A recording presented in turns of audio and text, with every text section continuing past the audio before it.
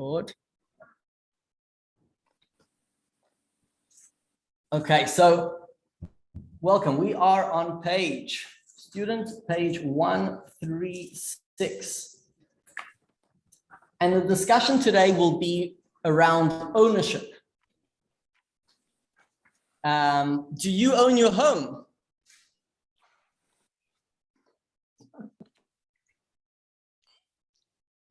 There are varying answers to that question. Some say yes, simply. Others say, well, no, but the bank does.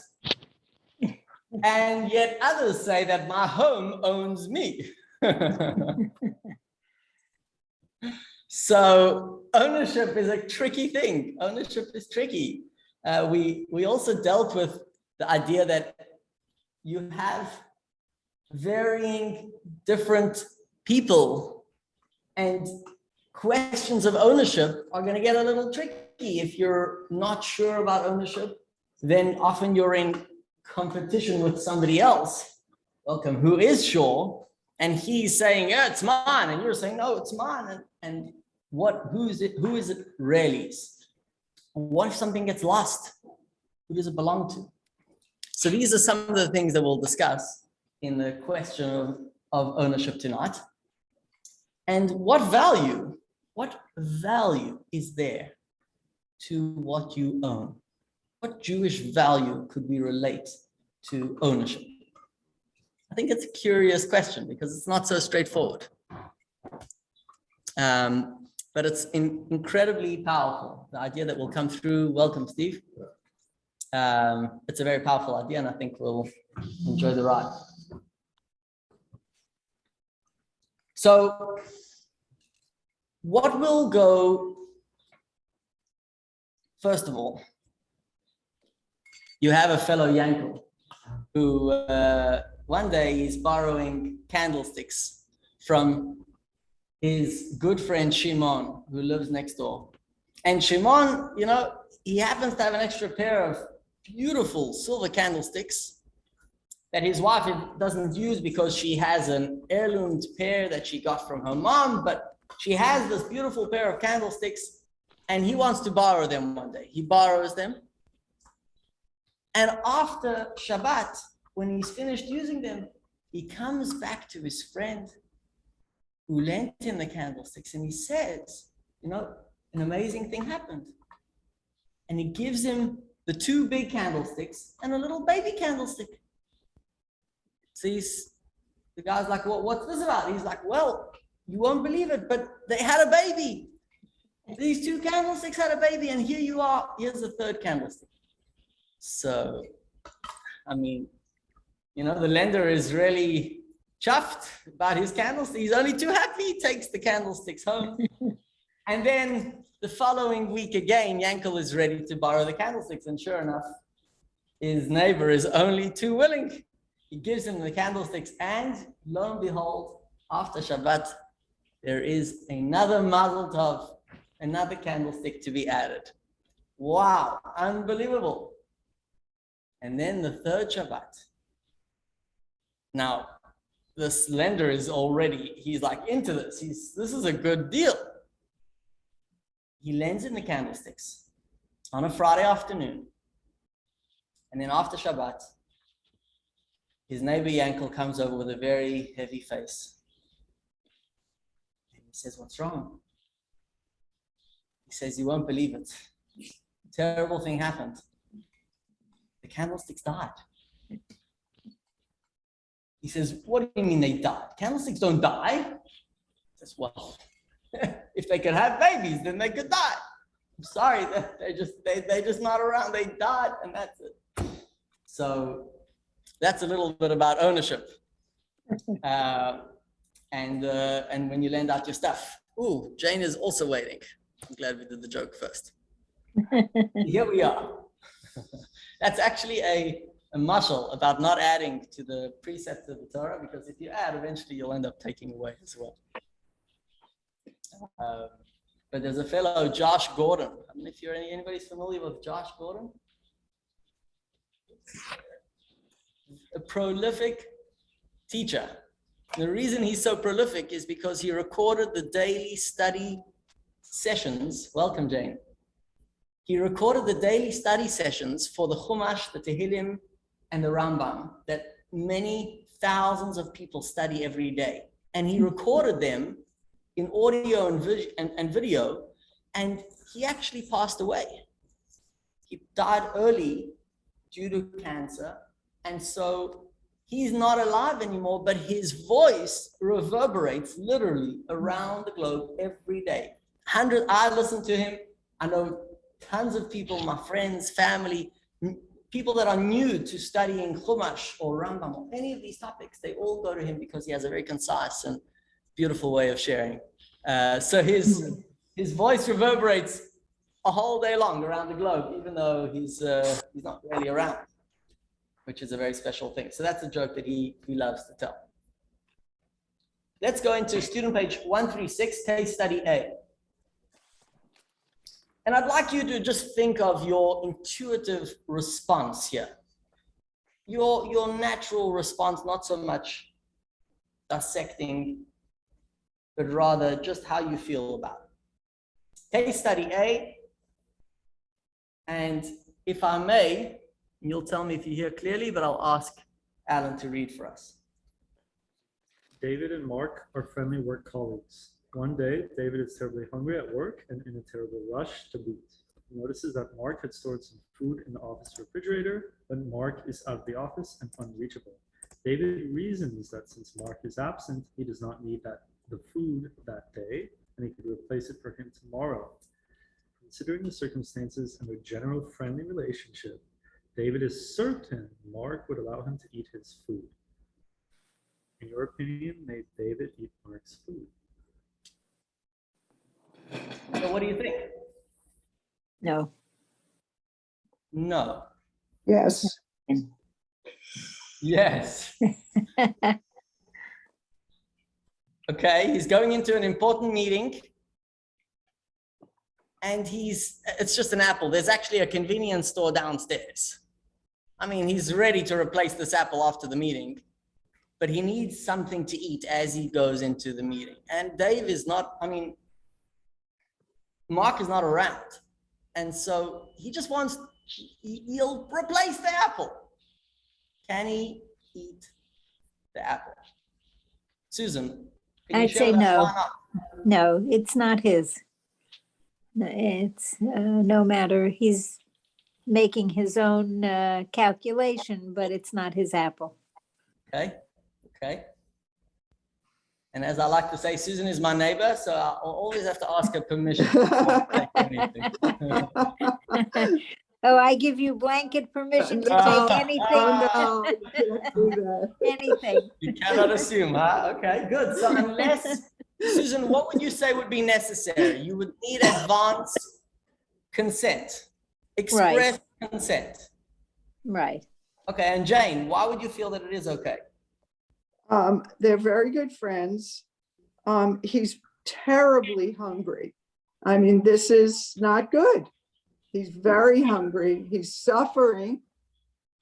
And he knows he's going to replace it before David comes back so that David will have an apple when he needs it. No, I'm sorry. So that Mark will have an apple when he needs it. I would not want my friend to suffer like that. What are we thinking here? Yes or no? Yes, Okay, I agree with Jane. awesome. Thank you for chiming in. We I have a agree bunch with of Jane. blank faces here. I agree with Jane because of the fact that they're friends. I think if it was a Exactly. stranger, it might be a different situation. Agreed. Yeah. Okay. So how do you define that? You're assuming that because they're friends, therefore? There's reciprocity, understanding, relationship, trust. Lots of good things come from friendship. Where even if for some reason he was late in replacing the apple, I don't think that Mark would be bent out of shape because he's a friend. Also, he can replace it before Mark returns. Okay, but it's still not his. Okay, Jane, go ahead. I'd like to say, even if he wasn't my friend, if he was suffering from that and he was going to replace it before I came back, I'd still be fine. I think that's an assumption, Jane, because what if you were planning on eating that the moment you got back to your desk or wherever it was, and then you came back and you saw it was gone? That would be upsetting. Well, I thought the way they phrased this, they made it seem that they were definitely going to replace it for him tomorrow. Yep. He's not coming But back. everyone has their tomorrow. plan. Everyone has their plan, and everyone else has their own plan. It's hard to match them up because you don't know what he's thinking. So honestly, what would you say, Dimitri? First of all, it doesn't say they're friends. Friendly work colleagues. Friendly colleagues means they have a good relationship as colleagues, but not as friends. Very good. About friends, I would agree that between friends, it's not like between just two citizens who own something. Between friends, sometimes they kind of share. It's implied that they are sharing certain things, Okay. and they're sure that if I ask, the other person would certainly give it. So it becomes a formality. But here they're not friends. They're friendly, but they're not friends. Okay. Okay. But you're saying that there is even though you didn't get express consent, if somebody is a close friend of yours, you would rely on your relationship. Maybe you gave them an apple just last week and you're like, I just gave them an apple. Maybe that's not a good example. Okay. I've seen Steve say, then you're not really friends if you're thinking about the apple you gave them last week. Oh, you're not thinking. Okay. Furthermore, if I was Mark. 1 second, Jane, just 1 second. Just 1 second. My initial thought is with Susan, right? It's not his apple. I also wonder, sometimes people have specific intentions around certain foods. And it doesn't say anything about here, so maybe that's not relevant data, but it's possible that Mark specifically, this apple was a very significant apple for him. Maybe he picked it himself, or maybe it was the last one, or maybe, it was, it was a gift like from someone special. And so you can't quite replace that. But if maybe that's not Okay, that's a twist maybe that we, a caveat we'll have to get back to. We'll open that tab. Excellent. Okay. A shared feeling here. Go ahead, Richard. One more comment and we'll move to the next one. There's another aspect maybe. David is giving Mark an opportunity to be generous. And if they really know each other, then in a certain sense, even though David takes the apple, Mark is benefiting from this, and so it's a little more complicated than just snitching an apple. Very good. Thank you. I think, I don't remember exactly, but like from the Pirkei Avot, what's yours is yours, what mine is yours, and just like the definition of who is a righteous person, who is an evil person. So in that case, it seems like one should, it's yours. It's not, I can't assume that you would be willing to give it to me. That there's some, even if that can feel that here. Excellent. Okay, we're quoting, we actually talked a little bit about that Mishnah in a previous lesson as well. Okay, so there is some thinking going on, and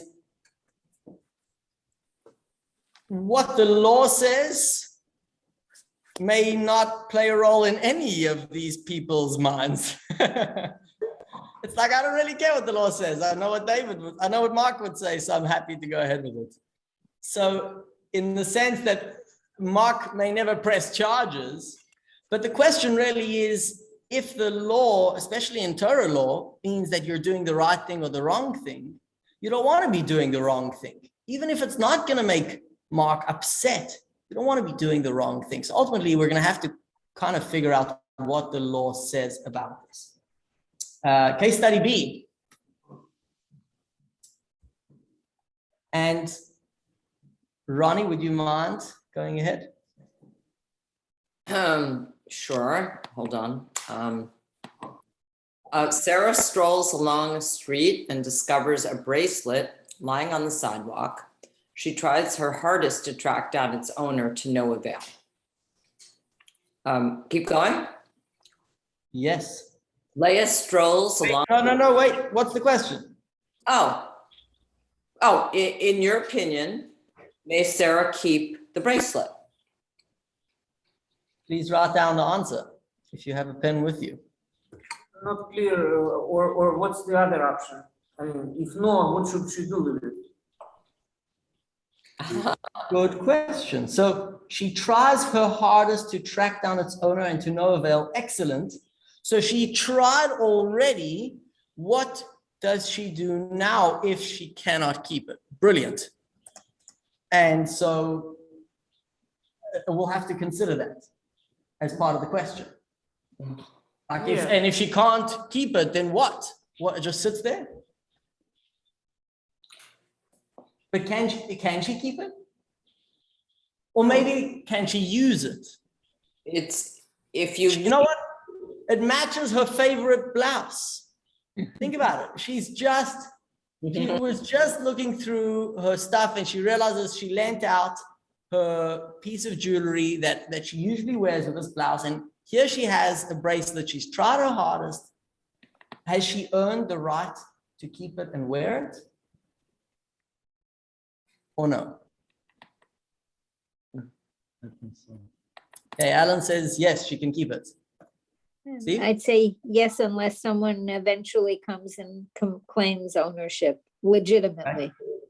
Okay, excellent.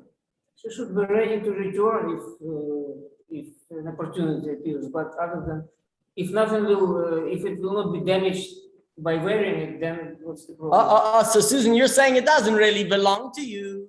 So if somebody comes forward, you're going to have to return it to them. But in the meantime, you could wear it. But what about damage? What about the fact that when you use something, you use it and, am I supposed to wear it like it doesn't belong to me or like it's okay?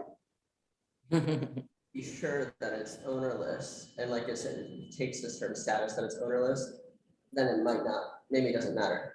And then even if the person comes back, maybe there's another way you're supposed to compensate them at that point. Okay. I think based on the previous lesson, the fact that you were able to return the item to the owner, even after wearing it, maybe slightly wearing it down, I think they'd be happy enough that they just got it back. Excellent. So we did learn previously that an unchanged object may still belong to its original owner. If it was stolen and it's unchanged, you're obligated to return it as is. So the question is, who actually owns this? Do you call it ownerless? Do you say it still belongs to the first guy? And until what point can I say I tried and now what? Now it's just going to sit there? Like Dimitri brought up. So what would happen with it if you couldn't use it? Excellent. Excellent. Some points here. Jane? Oh, boy. I actually found a gold bracelet in Manhattan when I was young. And I don't know how the heck I would have found the owner of that, but I wound up keeping it. So Wow. it's home. Wow. So now I don't know what I could have done. I don't know how I could have found the owner from the streets of Manhattan, Okay. I don't know. My mother Thank you. seemed You've to have no added a problem. detail here. She found it on the sidewalk. Let's say it was in Manhattan. I guess it makes a difference where you found it, in Westville or in Manhattan. Yeah. But We're all that every time one wears a piece of jewelry or something that was lost and found, that they think about it every time they put it on, or somehow it has a different reality because it's not something that you were given, that you earned, that you picked True. up. And so True. it feels different. Yeah, I think Right. I always thought of it as the found bracelet. I never really thought of it as given to me, you Right. know? Yeah. Maybe God gifted you a bracelet. I mean, if I found a gold bracelet on the floor, what are the chances? Maybe this is God saying, I want you to have a gold bracelet. Is that a legitimate claim for someone who's into his spiritual connection and he's living, he actually invested his day into doing good things, and then he finds a bracelet. You know, the variations of this actually make a difference. Did he find a $100 bill on the floor, or did he find a bracelet? Mm. These things are going to make a difference. Case studies. Oh, go ahead. Let's go to the next case study. And Richard, if you don't mind, take it away. Leah strolls along the street and notices Naomi at a fair distance ahead of her. She watches in dismay as Naomi's bracelet falls into the gutter. Naomi tries unsuccessfully to extract the bracelet from the gutter. She throws her hands up in despair, gets into her car, and drives off. When Leah reaches that spot, she lifts the gutter cover and succeeds in extracting the bracelet. In your opinion, may Leah A, keep the bracelet, or B, must she attempt to locate Naomi and return it?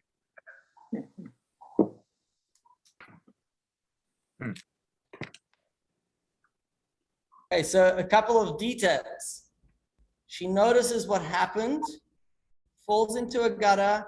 Naomi tries unsuccessfully, throws her hands up in despair and drives off.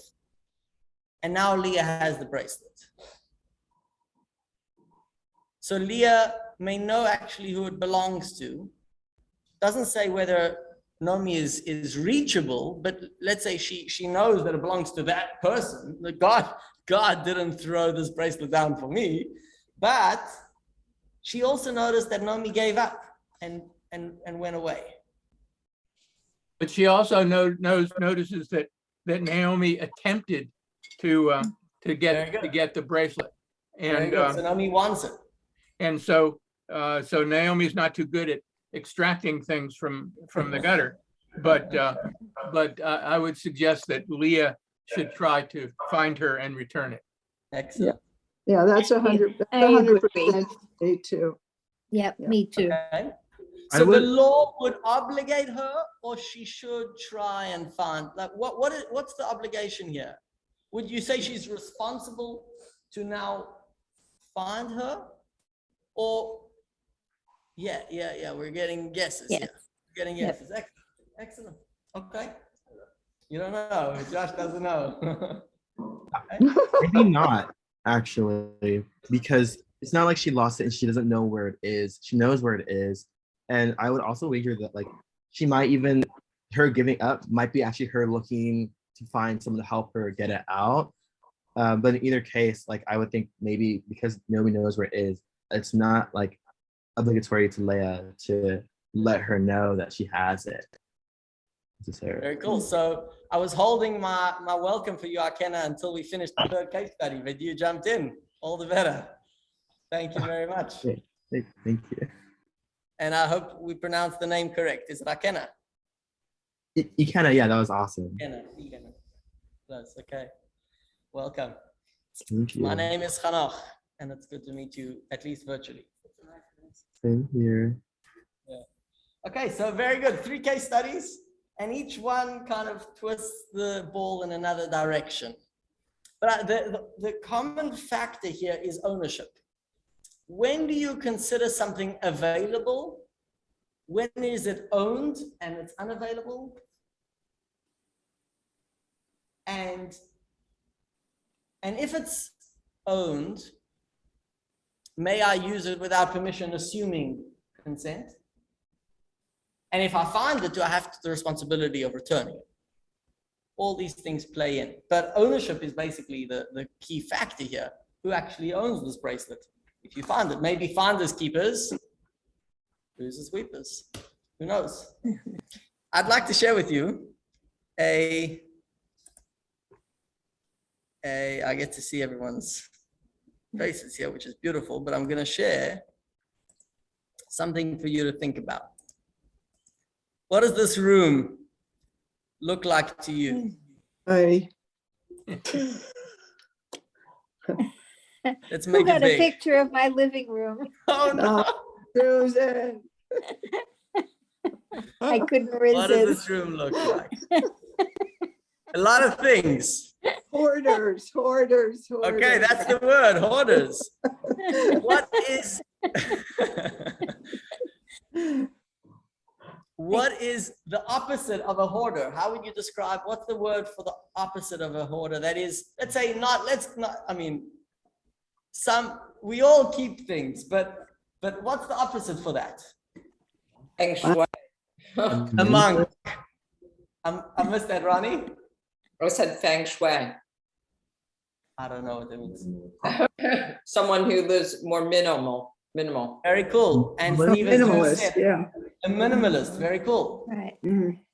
Now, we all have different tendencies, maybe at different stages of our lives, in one direction or the other. But let's consider the fact that, I mean, truth is nowadays, there is a tendency, a trend, I think we might say, to be minimalistic, to have not like a overloaded a bookshelf. You have a couple of books in between two yeah. Okay. So like, I don't want my bookshelf to be overflowing with the books on the top and books on the bottom. I want it to be like looking nice and neat, you know? It's a cool, people walk in and see just a few books and look neat. There's different trends nowadays, and it actually speaks to what's going on inside, how people view their stuff. But think about in your home, even if we're not necessarily trying to keep everything, but we all like to keep some things. Why? Why do you keep some things longer than you're really going to use it? Or why do you keep it in your home if you're not really using it? I mean, come on, you're not reading every book on that shelf, and you're not using every towel in your cupboard. So why do you keep things around? Just in case. Just in case. That's one opinion, just in case. And I think coming from someone from the Soviet Union, that's a common sense. But it's from someone who's not seeing it as a taken for granted that things are always available and that I'm always going to have everything that I want, you know? Okay, but tell me another word. Why do we keep things? What do they have for us? They bring up memories. They're sentimentally valuable for us. They have a sentimental value. So is the value of something just as much as it's going to buy you whatever it will sell for in the store or on the market? Or do objects and items have a certain additional value sometimes? Are you thinking of things at home? Are you thinking of your own possessions, things that you own, things that you think are Well, special? artistic value. Okay.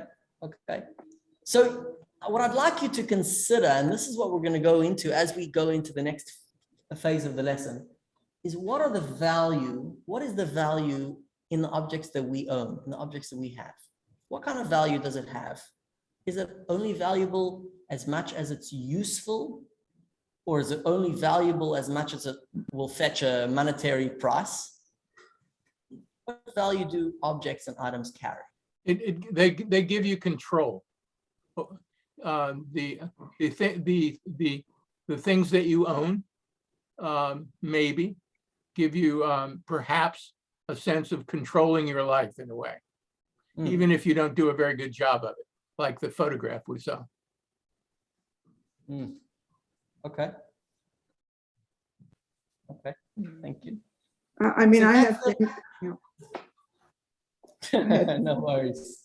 That's the direction I'd like you to be thinking, and we can keep that in mind, because we all attribute a certain value to certain things, and And that's not necessarily the definitive value that it has in the store, but it's a certain attachment that we have to things, a certain attachment. It's more than just, is it valuable to you? It's that you're attached to this. For some reason, you're attached to this. And it means something to you and to your life. So before we get to that, let's see in the secular form, how do you view ownership? And this is fascinating. I mean, not what I would read on a regular Tuesday evening, but it's only 7:36, so we have some time. Let's see what Hobbes and Hume say about ownership. And then text 2 will give us another secular view of the forms of ownership. Welcome. Good to see you. Well, whichever. You can go next to Josh if you'd like. Doesn't disturb me. Okay.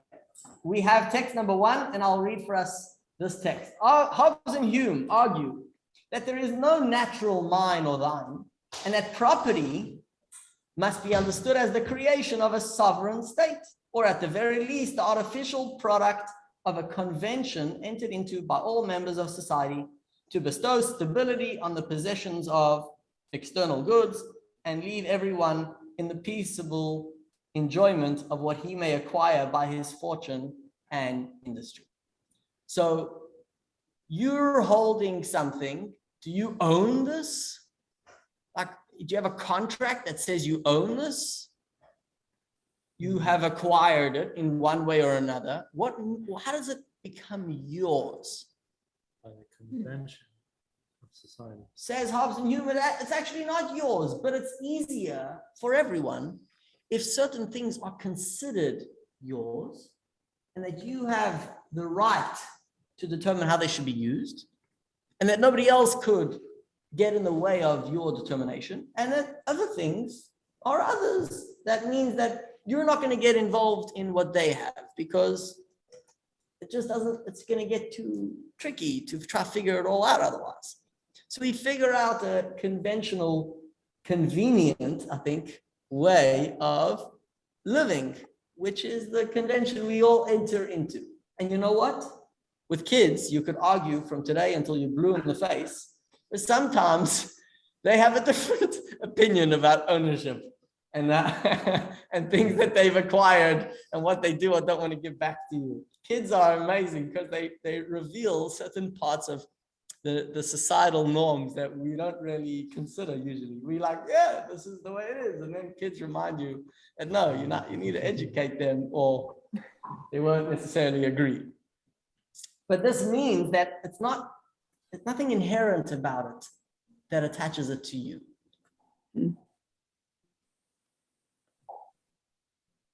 Okay, I'm gonna take us to the next text where you'll see a contrast, and then I'll have you consider which one relates to you or which one you resonate with better. Text number 2, John Locke. And Susan, would you read for us? Yeah, John Please. Locke, on the other hand, was adamant that property could have been instituted in a state of nature without any special conventions or political decisions. Locke did not base his resolution of this difficulty on any theory of universal, even tacit consent. Instead, in the most famous passage of his chapter on property, he gave a moral defense of the legitimacy of unilateral appropriation. Though the earth be common to all men, yet every man has a property in his own person. This nobody has any right to but himself. The His labor own of body. his but the labor of his body and the work of his hands, we may say, are properly his. Whatsoever then he removes out of the state that nature hath provided and left it in, he hath mixed his labor with, and joined to it something that is his own, and thereby makes it his property. it being by him removed from the common state nature placed it in. It hath by this labor something annexed to it that excludes the common right of other men. Oh my gosh, I didn't recall how the reading was so difficult, and I'm thankful for your excellent job. I'm not sure what it means. So we'll summarize here. Okay. He says that the truth is that things don't belong to you all of a sudden, but your body is yours. And each one of us have what is ours, which is our body. And therefore, by extension of that, when I invest energy or my money, which I gain through my energy, and I invest into this object, and I, let's say, chop wood down off the tree. And I've chopped it down and I've cut it into pieces. I've invested my energy into forming it different to how it is by its nature. And therefore, I've acquired it. That means it's mine because I've invested and changed it and made it different. So it now belongs to me. And therefore, if I would then go ahead and sell that and get the cash for it, so the cash is mine because of the energy that I invested into the wood, which I then exchanged for the cash. So therefore, I could buy something else with that cash, and that would represent my investment. So it's an extension of me that I own things. That's what attaches, that's what connects me to these items, because I've invested it, I've labored for something that has then given me the opportunity to buy more. But it's a little tricky still, I think. Go ahead. Can I make a comment, please? This is Mimi. Can you hear? Yes, go ahead. Okay, you're waiting for this. Both Susan and I like to work with clay. We do pottery, all right? Susan is a professional. I'm not. I make pottery. I enjoy working with my hands. I make it, and I give it as gifts. That's me. That's part of my ruach. Okay, Susan is able to make such beautiful pottery that she can sell it or give it away. When she sells it, she has to buy more material, right, to make Right. more. So it also could be a living for her. Right. So this is us doing something on our own, on ourselves, but enjoying it, giving it, and making a profit of it. Okay. Does that make sense? Yes, of course. Okay. Thank you, Mimi. I should mention that Jane and Ronnie are also potters. Okay. I don't know. Okay. All right. So do they feel the same way? Do they look at the pottery the same way? They see a dirt. They see a clay.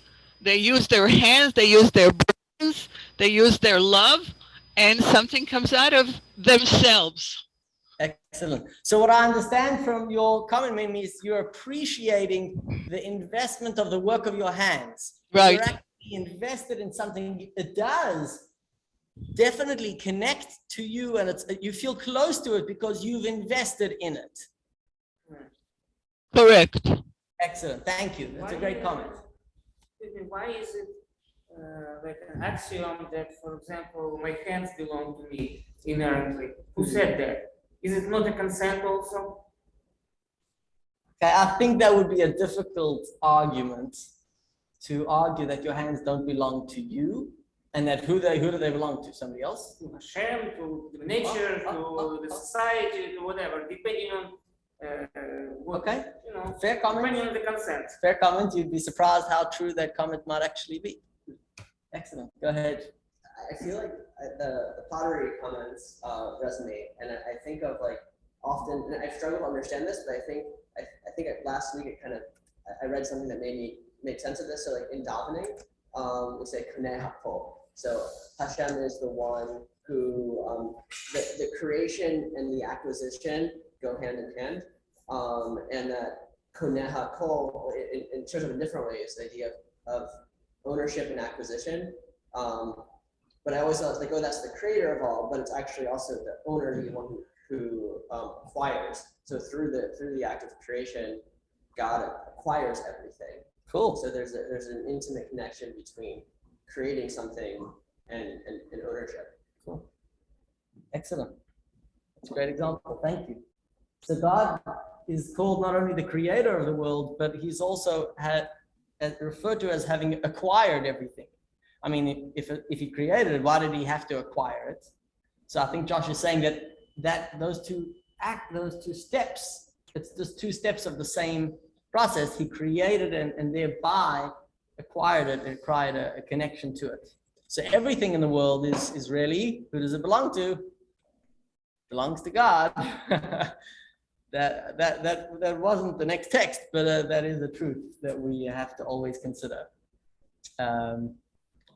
Okay, any other questions on this? If there are questions, but I'd like to ask you a question. Of the two theories of ownership presented above, which resonates more with you?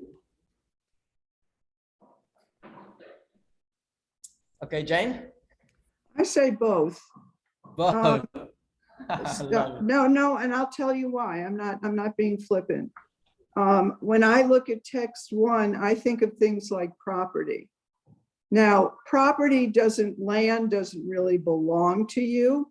It's just these conventions that we as a society have created, where we create these deeds of land and ownership, but there's nothing that it's just something we made up. We don't really own the land.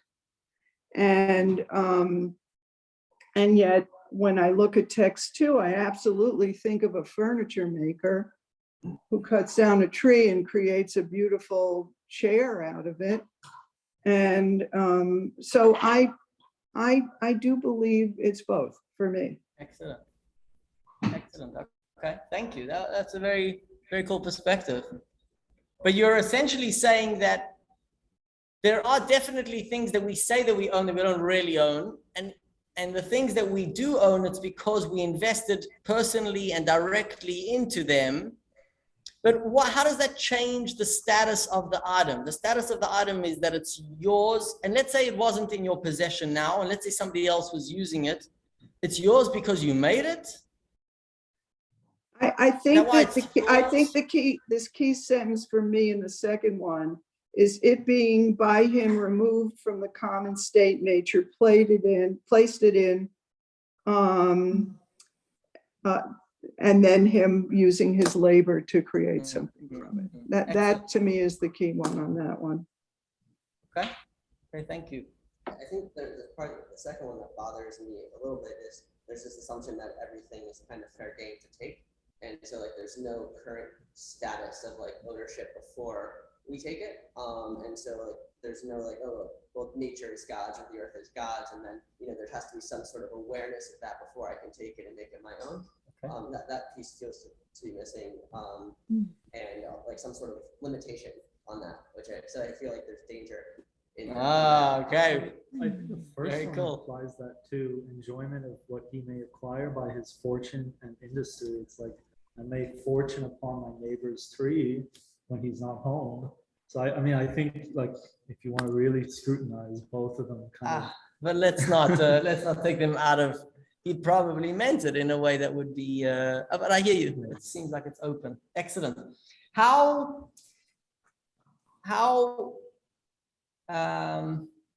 would you think Judaism would approach these two? Which one do you think Judaism would be more aligned with? And I'd phrase the question specifically this way. Would Judaism align an attachment, a connection between the owner and the item?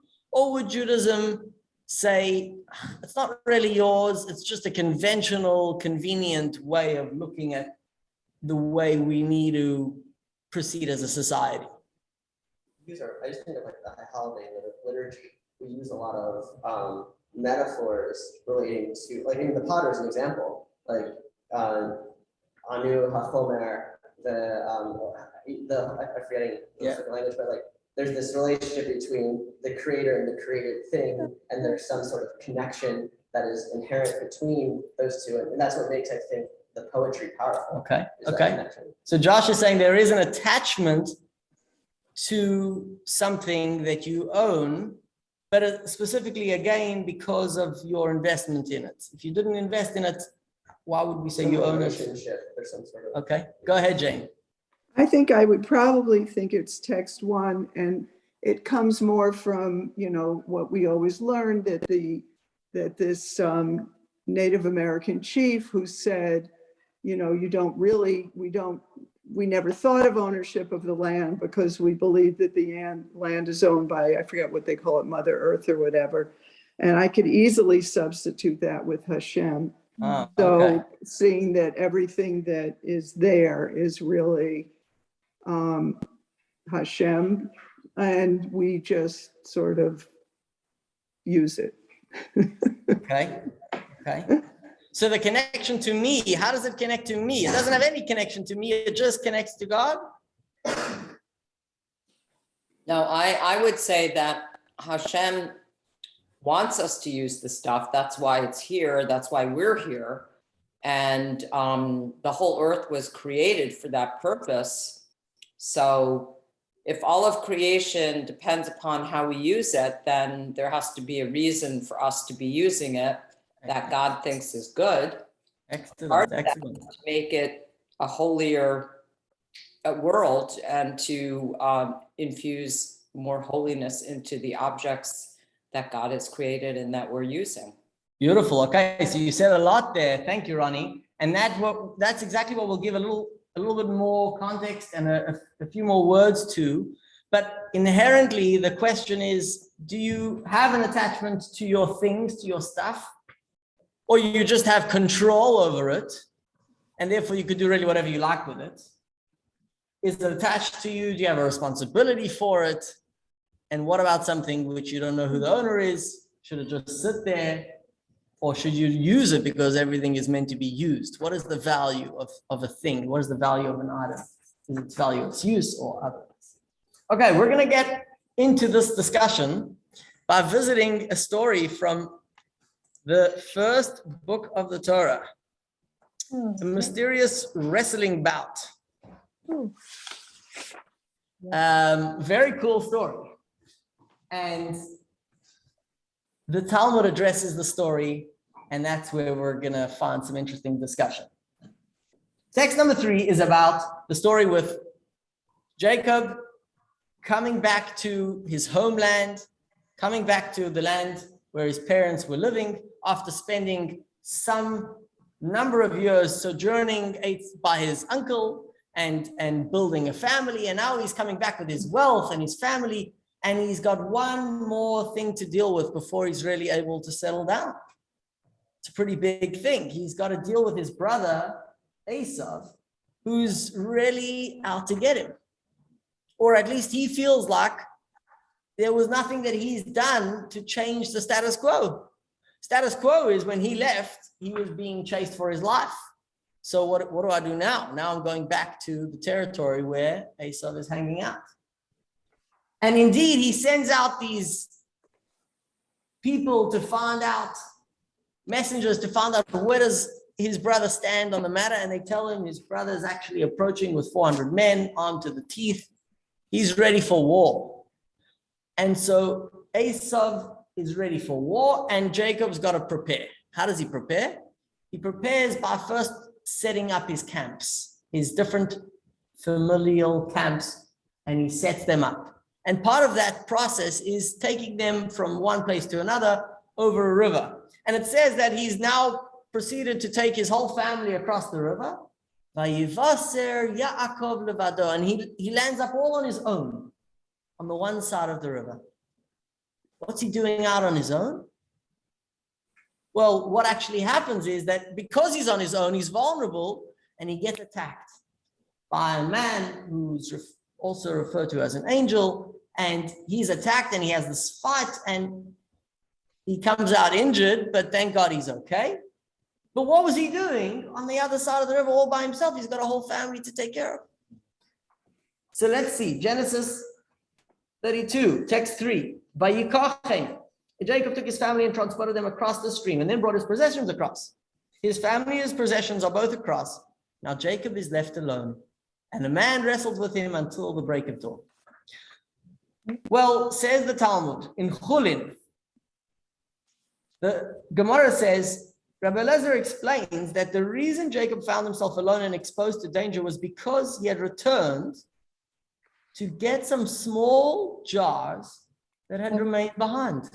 You know, there's always something that you left behind, especially if you're crossing a river and things are a little bit intense. He left, I don't know, he didn't leave his keys because I don't know if they used keys back then. Maybe they did, maybe he was a social group. Whatever he left a couple of jars. It seems like plain jars, empty jars, a small couple of jars behind. And so he traveled all the way back to pick up these jars, putting himself in danger. Why would he go back to get his jars? This episode informs us that the righteous individuals cherish their possessions more than their own bodies. Why do they care so much? For they never touch stolen property. Huh? Righteous people care about what? Their possessions? It's the last time you saw a righteous man shouting at somebody else because the other guy touched his car, or the other guy, I don't know, brushed past him and moved his jacket. How angry do you see righteous people getting about their possessions? And who mentioned stolen property? Your money or your life? A righteous person is going to say what? My money? It's a twister, huh? How do you understand the Talmud? Well, in this situation, well, according to Rabbi Elazar, he does not mean that he was ready to give his life for stuff. He said yes, there might be some risk there, but it does not mean that it was necessarily. I'm asking you, would you take a risk to go back and pick up 2 vases, empty vases that are very simple? And no, not you. I think most of us would not take a specific risk and leave our family behind to make a trip for such an insignificant value. But it sounds like the text implies that he needed those jars, and if he hadn't gone back to get them, the only alternative would have been to steal them, because maybe he didn't have money or something. So we know that he was wealthy. He was wealthy beyond. Yeah. But maybe he didn't need them. The question is, well, why would he need these jars? Like, he's got so much. He's got servants, and well, he's got much wealth. He's got everything he needs. Point of the story that the Okay, attachment. Why exactly is he attached to these jars? And the Talmud makes a rule. This episode teaches you that righteous people value their possessions more than their bodies. Now, that's not saying this is an exception to the rule, and you could just go along and read the next piece. No, this is teaching you a lesson of a positive way of acting, that righteous people act in such a way. You have an attachment to your stuff, and you have to go back and get it. So the Baal Shem Tov helps us understand this. And it's important to realize that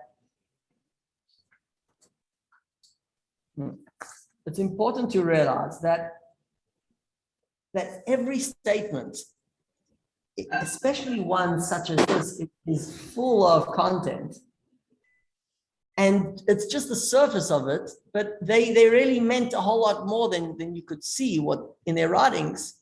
There was a depth to it, and here we're able to, thank God, appreciate. I don't know if every part of Torah we get a chance to understand what's really going on, but this is a brilliant analysis and an understanding of the inner perspective here. Text number 5, student page 143. The soul of ownership.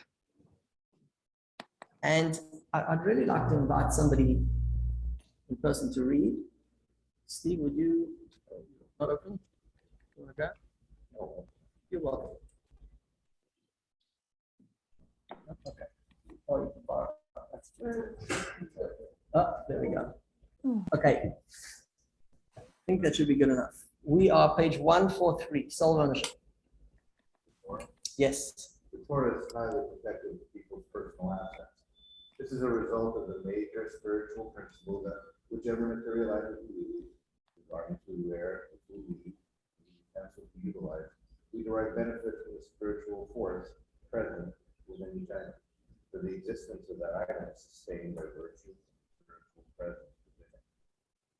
Specific sparks of spirituality are embedded within each item, and divine providence, items that are used by particular individuals harbor the specific sparks that are related to their soul. As a result, we use the utensil, eat, food, or wear a garment to satisfy our corporeal needs. We thereby repair the spiritual sparks embedded in them that subsequently serve God with the energy that it might acquire. We must therefore be highly protective of our possessions, or whatever we own, out of concern for the individual spiritual forces. So that was amazing. Thank you, Steve. In every item, in every object, in order for it to be sustained, it needs to have a force that sustains it, an energy that sustains it. And we know that every object has energy, has molecules, and has so much going on inside of it that's presenting its form. That energy is not only a material energy, it's also a spiritual energy. It's a force that's animating it. That spiritual energy, when you use that item, will thereby connect with you and then infuse you with that energy as well. But you do more than that. You actually by using it, you make a tikkun of it. You use it in the proper form, and you bring it to its purpose for which it was brought here, for which it has this energy. It has the energy so that you'll use it for a good deed. You'll use it and you'll do something good with it, and you'll therefore bring it to its purpose. And why do you own it? What does he say? So specific sparks of spirituality are embedded within each item, and through divine providence, items that are used by particular individuals harbor the specific sparks that are related to their soul. You own this item because you have a connection to the process and the sparks that are embedded within that item. It's you who will be able to really access and utilize and redeem those sparks, that energy, in the best way. You'll go outside and you have a key fob. So I've got a Honda here downstairs, and if I go downstairs and I take this key fob and I press the unlock button, there's only one car that it's going to unlock or lock. And that is because this has been programmed and it's attached to the system in my vehicle. When I go outside, I have the key to my car, not only to access the vehicle, but to be able to turn it on. Without this key, it's actually not going to turn on. The system knows this is the key that's attached to the car. Even if I could get in, I couldn't turn it on because the system will give me a little red light that blinks and says, no, you got the wrong key here. I don't recognize this. God brought us into the association with all of the items that we have, because these are the items that are connected to our purpose, our soul, and we connect with the soul within the item. Remember, we spoke about what value items have, sentimental value, more than just that meets the eye. There is a value to every single item. That's a spiritual value. That energy is not just there, it was brought there, and therefore also for a purpose. And you are a part of that story. You might be remembering, we spoke about this in the meditation from Sinai course, where we said you have to be conscious, you have to be mindful of everything that you do, because everything that you're engaging with is a part of your story, and you're a part of its story in bringing it to its fruition, to its purpose. That's why we say a blessing. That's why, because we're engaging with another element of value in this item. So why do you own something? Or do you really own something? What is your connection to that thing? The answer is your soul is attached to this item. It does belong to you in the ways that it came to your hand, and there are specific ways that the Torah gives us an understanding of how you could come to possess something. But ultimately, do you own it? Yes. And it's not just because it's in your possession or because you acquired it, but because you are meant to be the one to do and use that item in the best way. Somebody else has it?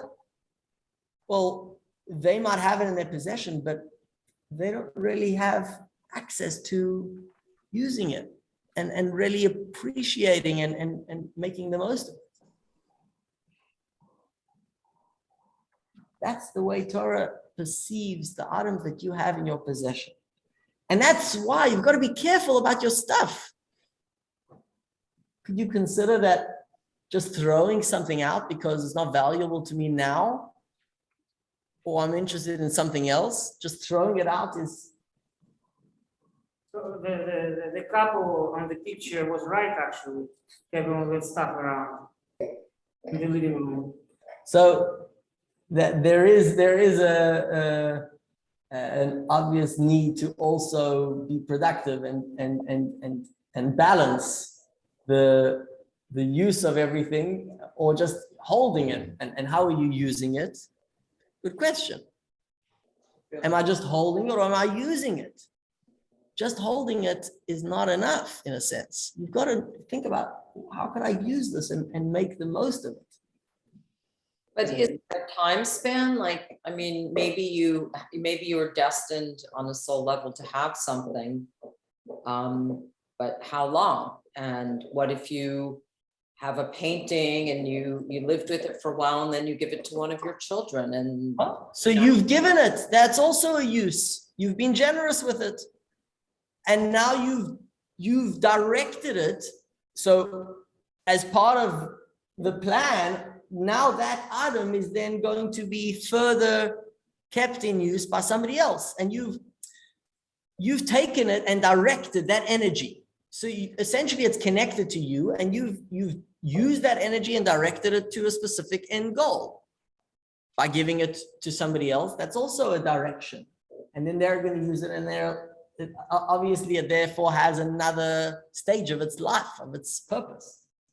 If I have, for example, some furniture from a tax sale, and then eventually I earn some money, I'm able now to buy something normal, better looking. How can I tear off something from my soul and throw away? Or you're not tearing it off, but to throw it in the dumpster is tearing it off. To throw it in a way that will either be recycled or it will be used by somebody else is important. Some old furniture nobody will want to use even. Then it's lived its life and you're done. Okay. I feel like this is really a powerful idea about the intentionality behind everything. And that, like, even the water bottle or like these boxes, there's energy that was put into it, physical and spiritual energy that ties it to either it's individuals or collectives. And so even if one gives it away, one doesn't want it, the way in which one moves it to the next person or the next ownership matters. Yeah. Excellent. So I'll just add one more thing before we then move into the analytical section of how we apply this in Jewish law. Think about the 10 Commandments. One of the 10 Commandments is do not covet. Lo tachamod, do not covet what belongs to another. Why not? What's the big deal? I would understand, don't steal, don't kill, but why is do not covet so essential? And the answer is because it's actually so essential to how you view what you have already and what others have. And the whole idea of purpose, if it's his, covet means that I want that specific item. Covet doesn't just mean I'm jealous of him. And I also want an iPhone if he has an iPhone. To covet means to have a specific desire for that iPhone or that item, whatever it is. And you're going to hound him down, or you're going to try get your willy nilly way around him wanting it too, and figure out how you can get it. If it means buying him, convincing him, you decide, I need that item. You've got it all wrong. You have whatever you need, or whatever you will acquire will be important for you and your mission. If it's his, it's important for him. You're just mixing into his business, literally, his responsibility. And how we see our ownership is not just ownership, it's responsibility to actually do things in a proper way and use it in a proper way. That's the value that we're understanding here in this lesson. The idea of ownership and the attachment that you have to things is true. The word they use is ontological. I mean, it's a great word, and I don't know when you'll use it next, but it means that there is a true connection, an inherent connection, and not just a social convention that we decided you could use it. No, you actually have a connection to it. So how does Jewish law then rule on the case studies that we brought earlier? And that's where we move into text 6 from Rabbi Shner Zalman of Liadi. It's a portion of the Shulchan Aruch, which is the table set with all the laws, things that we've got to know, things that you've got to keep in mind, Jewish law. And this is the laws pertaining to lost items and deposits. Text 6, and I'd like to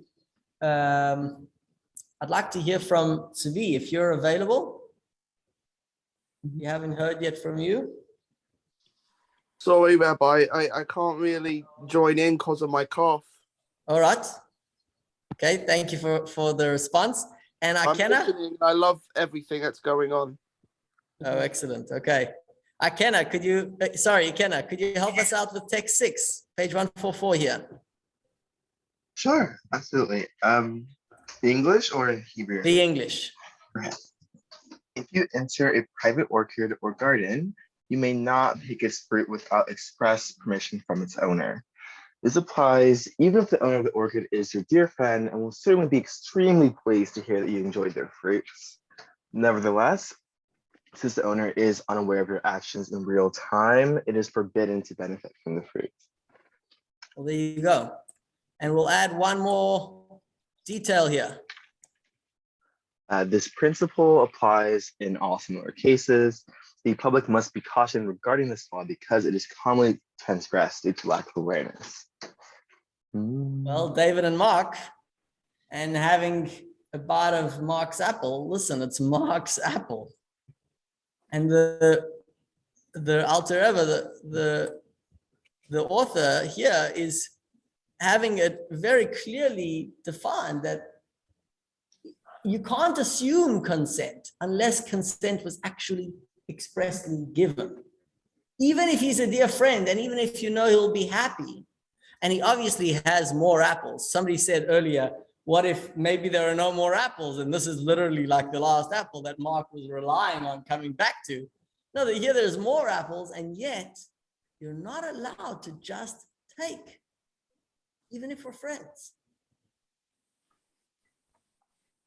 Why?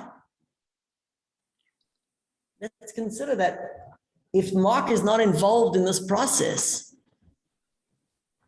then he's not the one he's got the key fob here. He's got the access here.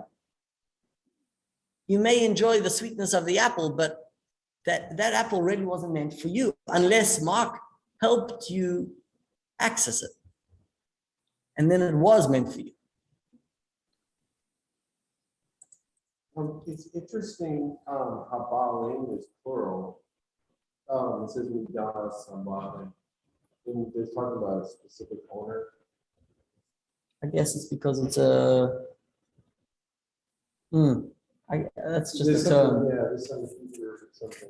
I mean, that's about it. That's, I guess, the way we refer to them, even though they're maybe a singular owner, refers to them in plural. Thank you. Interesting, very interesting point. So that's a big deal. And Jewish law will be a little bit more strict in that case. And therefore, I wonder how secular law would understand here. In secular law, it's a little bit, it's not super clear.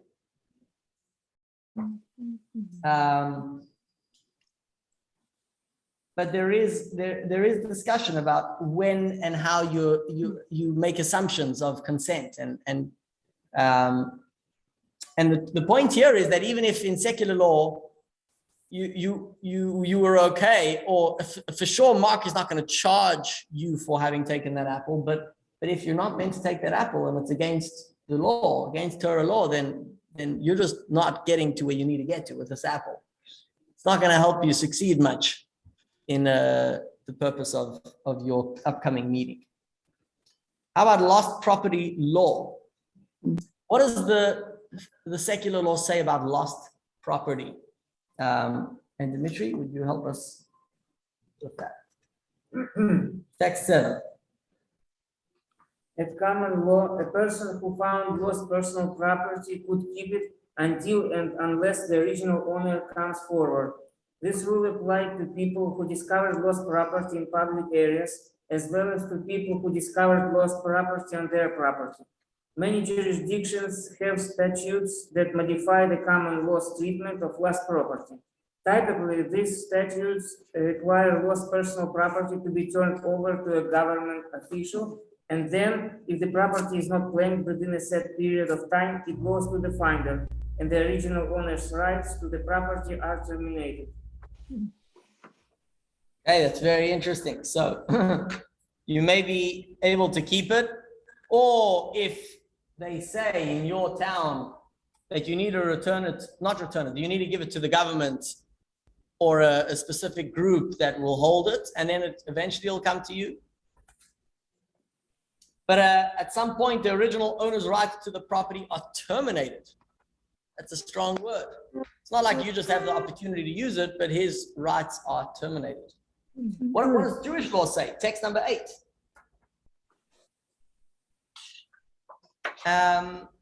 Ronnie, would you lead us in text 8? My screen is still on. I'm sorry. There you go. Okay. And okay. If you see your fellow's ox or sheep straying, do not ignore it. Be sure to return it to its owner.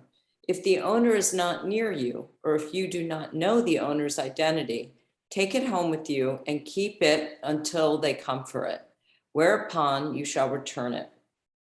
Do the same if you find their donkey, garment, or anything else they have lost. You may not ignore it. Oh, Bubby. You may not ignore it. That's like, you may not. Don't even think of it. You know, some people have a bumper sticker, don't even think of. I love that. I love that expression. So here, the Torah is telling you a whole nother element to lost property is that if you find it, which means what? You didn't even pick it up yet. You just came across it. You became aware of it. You're not allowed to ignore it. You must pick it up or take hold of it and do your best to return it.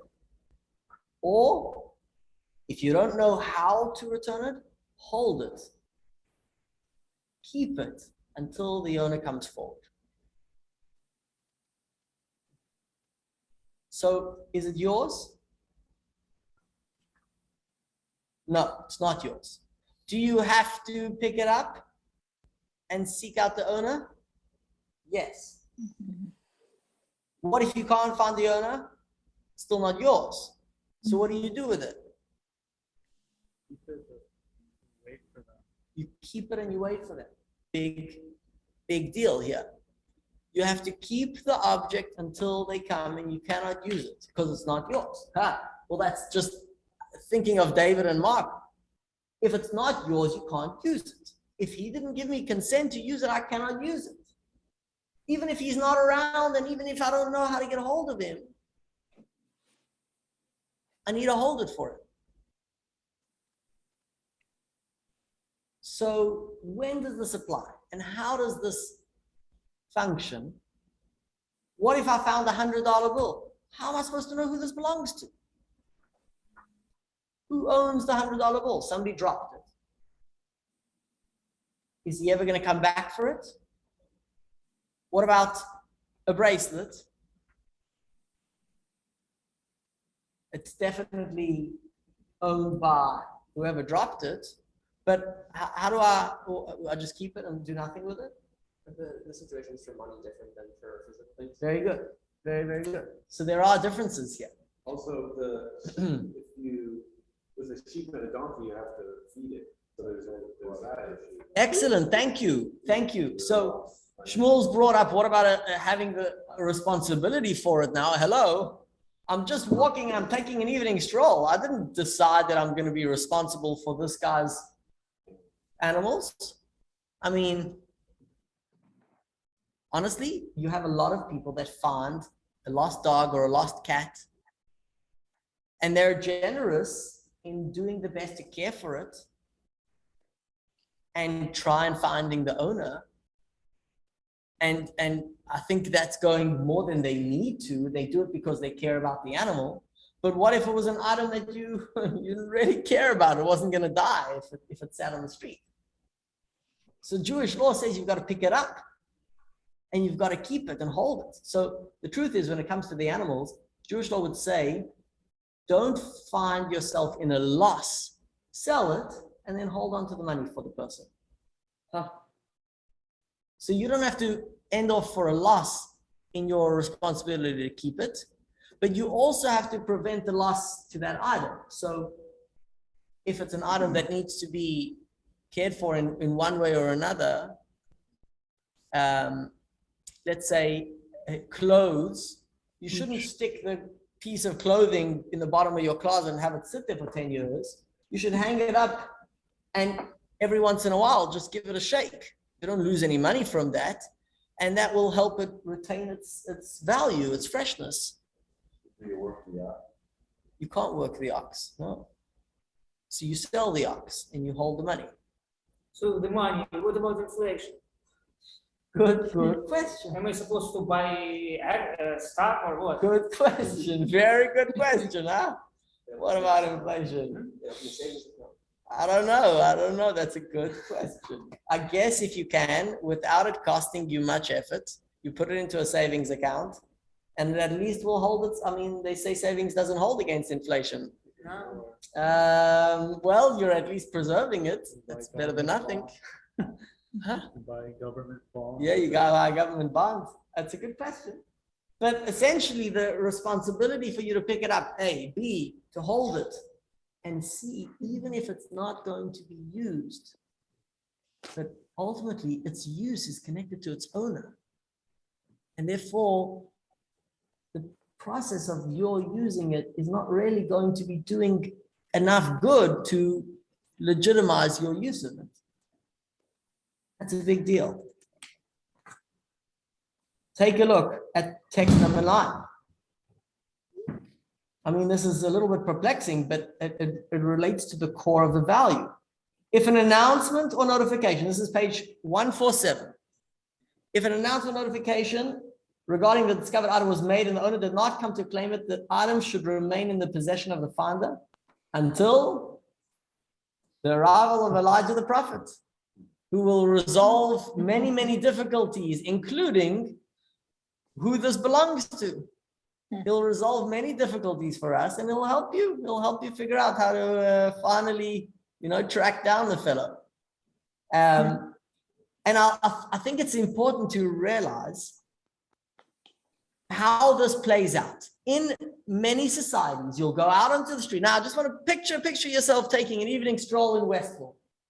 What are the chances that you're going to bump into a sign that says, big letters on top, lost, and a picture of the item or pet that was lost, and someone who's looking to find it? Very common. Mhm. Now, what about walking into a Jewish institution, a shul, many different Jewish institutions where you'll have a messaging board or a classified section of a Jewish news site? You know how many different signs you'll find up that say found? Please call this number to give the simanim, to give the resembling marks, to give the specifications of this item to show that you're the owner, and then it will be returned to you. Think about just the difference here. Who's trying to do what? Is the guy searching for his item, or is the finder searching for the owner? Literally, the finder is searching for the owner. That's a big deal, and that's a mitzvah. They say not only that, but last week, and this was included in the weekly email of Friday, when the Jewish people traveled in the desert, when did you have a Jewish community functioning as a community? When they came out of Egypt and they set up camp. This was their community. There was a tribe that was designated traveling at the back of the line, literally traveling at the back of the formation. They were designated to pick up lost objects, the tribe of Dan. And they would then help return those lost objects to their owners. This was set. It says in the text, literally, Me'asef l'chol hamachanot. They would pick up everything that was lost from the other camps. Where is it said? In this past week's portion, the It's last week's supposed to story. say that Dan was supposed to pick up the stuff. Me'asef l'chol hamachanot. And so there are different understandings. What does it mean that he gathered all of the camps? Rashi tells us from the Talmud that he would, the individuals in the tribe of Dan, they actually had a very large tribe, and they were able to spread out and gather from all of the width of the camp, all of the items that may have been lost, or people that may have been lost, people that kind of stragglers that lost their way, or that kind of had to stop and tie their shoe and have to find their tribe again. It would help them track down whoever they needed to be. A really beautiful story that for the Elm City Kala a few years ago, they brought in Rabbi Tamar Ella Applebaum, and she talked about returning the lost items, and she brought in a Chassidic source, and I wish I could remember the source, if I can find it, that there's a stone in Jerusalem where people would go to return lost objects. And specifically the source, I want to go back and figure out which source it was, said this also applies to spiritual needs. And that if one, say for example, I had someone in my family who died, or something happened to me that was very terrifying and I lost hope, someone else who found hope has an obligation to go and offer hope to their neighbor. And they go to this rock in Jerusalem, and it kind of creates this, maybe Olam Haba or something, is this idea of compassion and care for each other. Very good, very good. So your responsibility for each other is because you have a shared connection, and therefore all hope is not lost. Now look at C, when all hope is lost. When is this applicable? When do you have to pick up these objects and return it? It depends on a very important caveat. The ownership of something is so long as the owner expects to connect with it and use it. If the owner has literally given up hope of having this item, he's severed his connection to it. It's not only that it's not in his possession. Well, we've always talked about things that are not in your possession when they're lost. Over here, he's both physically and spiritually or mentally severed that connection when he loses hope. And therefore, it's now ownerless, and therefore it is available to whoever finds it to then go ahead and use it. And that's unmarked fines. Text 10a. By mentioning, and I'll read ahead, says the Maimonides, by mentioning the example of a garment, Torah teaches us a law. Every garment, especially back then, but even nowadays with the different sizes and the different companies, every garment was then created from hand, is unique and contains features by which it could be identified. Especially a garment that's used, it has a hole over here, it has a stain over there. I'm thinking about the garments that I know. We therefore presume that its owner, this is important, because it has identifying marks and features, we presume that the owner will seek its recovery because they could identify they could identify that this is theirs and we are obligated to return it. This establishes a principle. Any article that has identifiable features is assumed to have an owner who seeks its recovery and must therefore be returned. By contrast, a lost article that no longer has owners who seek it, because they have despaired of its recovery, belongs to its finders, even if it bears identifying features. Why? Well, it may say their name on it, but they've disattached from it. But who knows about it? We just read that we should wait until Elijah until he comes. Thank you. So when do you assume that the owner is despaired? How do you know what the guy is thinking? Unless you either actually heard him or her express that they no longer seek this item, or you saw it published somewhere, or it's a natural disaster. It's a hand of God that got involved here. Let's say a river flooded and it took with it a lot of personal items. A tsunami hit. Now, you could find something that has a name, a jacket that has a name on it. But if it's a tsunami that hit, and that's what brought this item to you, then the owner is despaired. The owner is not looking for his items that he lost in the tsunami. In case study C is Naomi who drops the bracelet. Yes. She in despair. So case study C, find Naomi who looks for the bracelet, which tells you she wants it, but then she shows you that she's, in a sense, given up looking, and she raises her arms in despair. So you might not be 100% sure that she's despaired, but that's the direction that we're going with the case study. It seems like she's despaired from finding it, and therefore let go of it. Now you find it, and guess what? Naomi might have gotten into a taxi and gone off to the airport, and you could track her down, but the question is literally, is this yours or is this hers? And the answer is, in Jewish law, this is yours because she has let go of it. Are you obligated to return it? Well, legally, it's yours. But Jewish law accounts for the fact that you could go beyond the letter of the law, and because it's identifiable, if it's possible, you could track her down and return. It has identifiable marks. You could list it and have her track you down if you want. But you don't have to, because it doesn't belong to her anymore. Jewish law says this is a question of what belongs to who.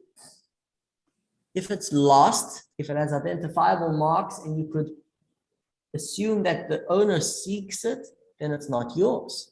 But if the owner has despaired of it, even if it has identifiable marks, you could assume that he's despaired if you know that he's despaired for whatever reason, you could use it because it's now yours.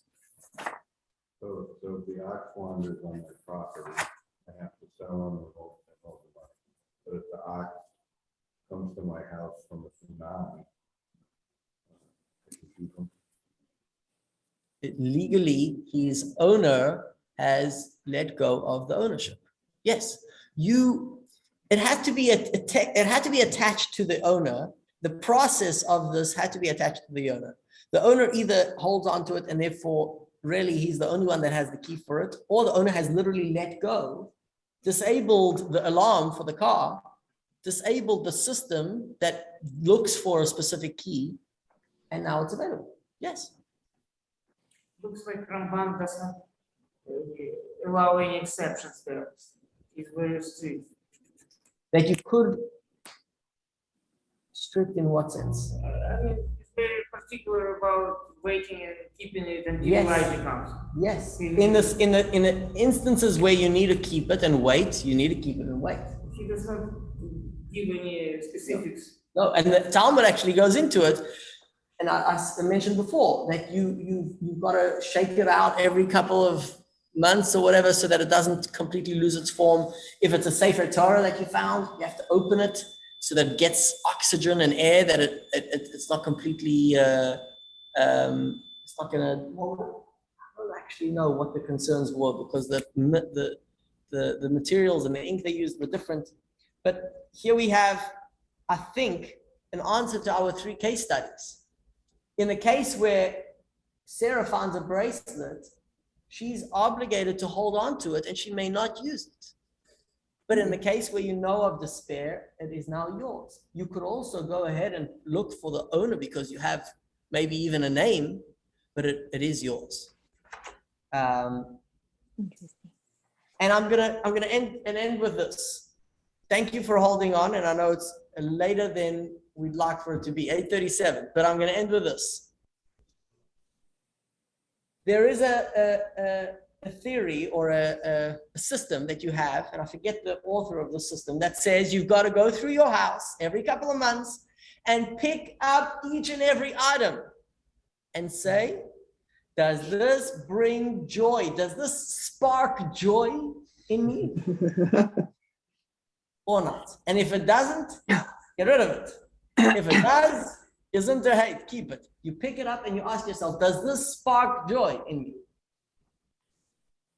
What would Jewish value say about this system? What system does Judaism have? Similar, but a little bit different. Judaism would say, go through your house every few months and pick up every object. But don't ask yourself, does this spark joy in me? Ask yourself, how could I use this item to spark joy in the world? What's waiting for this item that I am the vehicle to be a part of that process? Where is the joy going to be experienced if it's just sitting by me? And how could I bring it forward and make that happen? It's a nice thought. It's a very nice thought. And I don't know, there's a very cute video, but I feel like if we share the video, it's going to take away from the lesson. So think about it. You have stuff. And they're valuable to you. They may have even sentimental, special value. But ultimately, why are we here? Why do we wake up in the morning?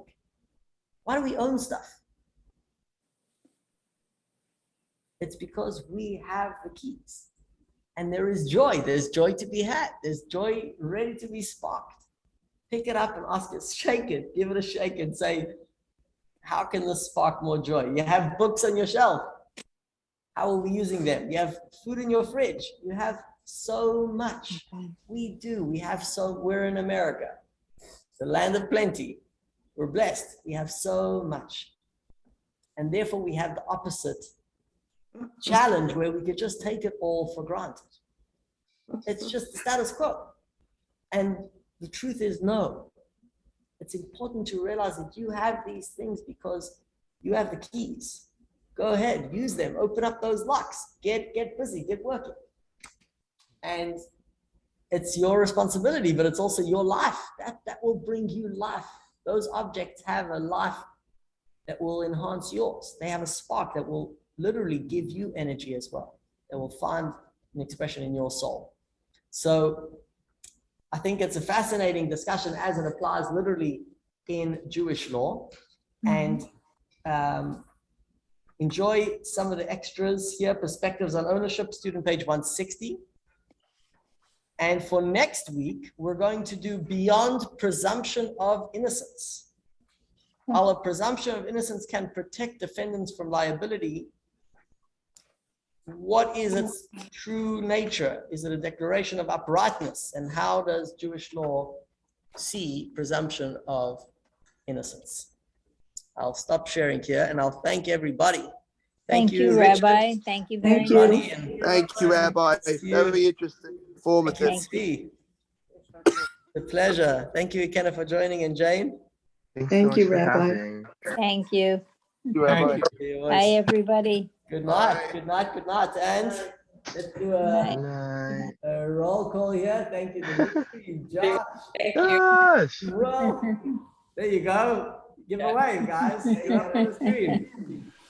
And Steve and Alan. And it's been a pleasure. Thank you, everybody. Laila Tov. Regards to yogurt. Lila Tov. Joker. Bye. Everybody's